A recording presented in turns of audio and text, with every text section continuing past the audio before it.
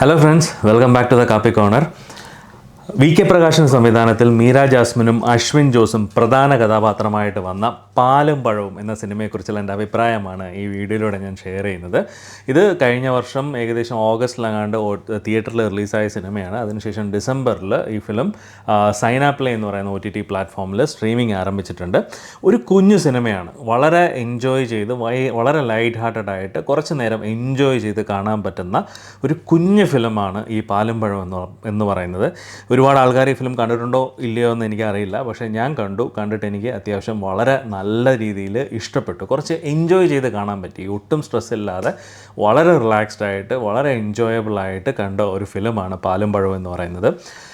Meera Jasmine ആണ് ഇതിൽ പ്രധാന കഥാപാത്രമായിട്ട് വന്നിരിക്കുന്നത്. മീര ജാസ്മിൻ ഒരുപാട് കാലത്തിന് ശേഷം വളരെ എനർജറ്റിക് ആയിട്ടുള്ള ഒരു റോള്, വളരെ എനർജറ്റിക് ആയിട്ടുള്ള ഒരു പെർഫോമൻസ് കൊടുത്തൊരു ഫിലിമായിട്ടാണ് എനിക്ക് ഫീൽ ചെയ്തത്. കാരണം ഇതിന് മുന്നേ വേറൊരു ഫിലിം ഇറങ്ങിയായിരുന്നു. എനിക്കൊന്ന് നരൈൻ നായകനായിട്ട് മീര ജാസ്മിനും ക്യൂൻ എലിസബത്ത് എന്ന് പറയുന്നൊരു ഫിലിം കുറച്ചാൾ മുന്നേ ഇറങ്ങിയിരുന്നു. പക്ഷേ അതിൽ കുറച്ച് ഒരു ഡിഫറെൻ്റ് ആയിട്ട് കുറച്ച് ഡള്ളായിട്ടുള്ള ഒരു മീര ജാസ്മിനെയാണ് സത്യം പറഞ്ഞാൽ ആ ഫിലിമിൽ കണ്ടത്. പക്ഷേ ഇതിൽ വളരെ എനർജറ്റിക് ആയിട്ട് തുടക്കം മുതൽ ഒടുക്കം വരെ പക്ക ഒരു മീര ജാസ്മിൻ ഷോ എന്ന് പറയാൻ പറ്റുന്ന ഒരു ഫിലിമാണ് ഈ പാലും പഴം എന്ന് പറയുന്നത്. ഇവരെ കൂടാതെ അശ്വിൻ ജോസ് നമ്മുടെ ക്യൂൻ എന്ന് പറയുന്ന സിനിമയിലൂടെ അരങ്ങേറ്റം കുറിച്ച അശ്വിൻ ജോസ് എന്ന് പറയുന്ന പയ്യൻ, അവനും അത്യാവശ്യം വളരെ നല്ല രീതിയിൽ ഈ ഒരു ഫിലിമിൽ അഭിനയിച്ചിട്ടുണ്ട്. അത്യാവശ്യം നല്ലൊരു എനർജറ്റിക് ആയിട്ടുള്ള പെർഫോമൻസ് ആയിരുന്നു. കാരണം ആ ഒരു കോമ്പിനേഷൻ നല്ല പ്രോപ്പറായിട്ട് വർക്കൗട്ട് ആയിട്ടുണ്ട് എന്ന് പറയാം. വളരെ ഇൻട്രസ്റ്റിംഗ് ആയിട്ടുള്ളൊരു സ്റ്റോറി ലൈനാണ്.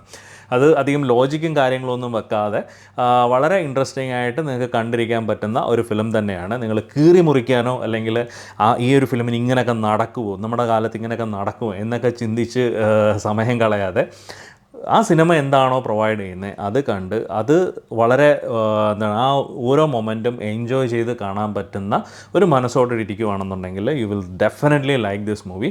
കുറേ കാലത്തിന് ശേഷമാണ് VK പ്രകാശിൻ്റെ ഒരു ഫിലിം തിയേറ്ററിൽ വരുന്നത്. പക്ഷേ അത്യാവശ്യം നല്ല രീതിയിൽ തന്നെ പുള്ളിക്കാരനത് ചെയ്തിട്ടുണ്ട്. ഇതിൻ്റെ തിരക്കഥ എഴുതിയിരിക്കുന്നത് ആശിഷ് രജനി ഉണ്ണികൃഷ്ണൻ എന്ന് പറയുന്ന ആണാണോ എന്ന് എനിക്കറിയില്ല. അവരാണ് ഈ ഒരു ഫിലിമിൻ്റെ തിരക്കഥ എഴുതിയിരിക്കുന്നത്. അതുപോലെ ഇതിൽ ഒരുപാട് ക്യാരക്ടേഴ്സ് ഉണ്ട് കേട്ടോ. അശ്വിൻ ജോസും മീര ജാസ്മിനെയും കൂടാതെ ശാന്തി കൃഷ്ണ വളരെ പ്രധാനപ്പെട്ട ഒരു ക്യാരക്ടറായിട്ട്, അതായത് മീര ജാസ്മിൻ്റെ അമ്മ ക്യാരക്ടറായിട്ട് ശാന്തി കൃഷ്ണ വരുന്നുണ്ട്. അതുപോലെ അശ്വിൻ ജോസിൻ്റെ പേരൻസായിട്ട് നിഷ സാരംഗും അതുപോലെ മണിയമ്പിള്ള രാജുവും വളരെ ഇൻട്രസ്റ്റിംഗ് ആയിട്ടുള്ള ഒരു നല്ല അടിപൊളിയായിട്ടുള്ളൊരു കോമ്പിനേഷൻസാണ് ഇവരുമായിട്ടുള്ളതെല്ലാം, ഈ ഒരു ക്യാരക്ടേഴ്സിനെല്ലാം ഉള്ളത്.